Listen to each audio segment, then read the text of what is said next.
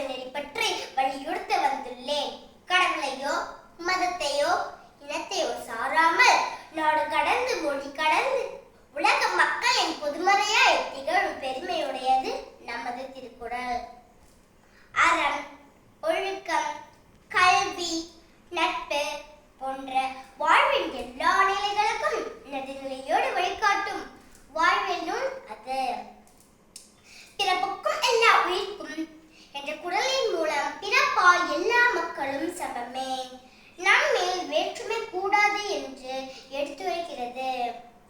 கேடில் விழிச்சொல்லும் கல்வி என்றும் கற்றனை தோறும் அறிவு என்றும் கல்வியின் அவசியத்தை உணர்த்தும் அதே வேளையில் கற்க கசடர இந்த குறளின் மூலம் முழுமையாக கற்று அதன்படி நாம் நடக்க வேண்டும் என வலியுறுத்துகிறது. அது மட்டும் இல்லாமல் நாம் கற்ற அறிவு புத்திசாலித்தனமும் திறமையுமே அன்றே நன்மைக்கு பயன்படுவதாக இருக்க வேண்டும் என நன்றின் பால் உட்பது அறிவு என தெளிவுபடுத்துகிறது.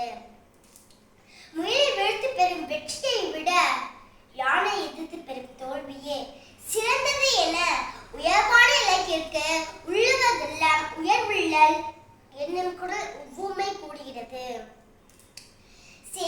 செயல்கள் புரிய முதலில் மன உறுதி வேண்டும் என வினத்திற்பம் அதிகாரம் உணர்த்தும் அதே வேளையில் செயல்களை செய்யும் முன் எவற்றை ஆராய வேண்டும் என வினைவளையும் தன்வழியும் என்னும் குறள் எடுத்துரைக்கிறது.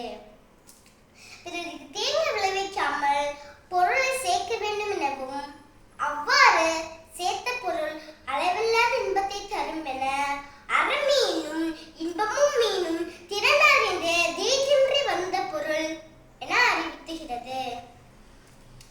பெற்றவளின் பெருமை பற்றியும் பசி என்னும் கொடுமை பற்றியும் விரிவாக விளக்கினாலும் பெற்ற தாயின் பசியை போக்க கூட இழிவான செயல் செய்யாதே என்று ஈன்றால் பசி காண்பார் என்ற குறள் அறத்திற்கு வரு சேர்க்கிறது.